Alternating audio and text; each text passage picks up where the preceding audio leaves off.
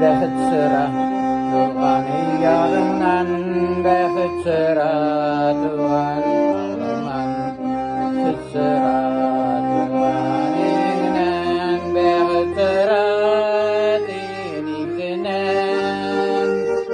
Kışlardan da bexit sıra, onlar senin tuğan yağından. Jillerden de beri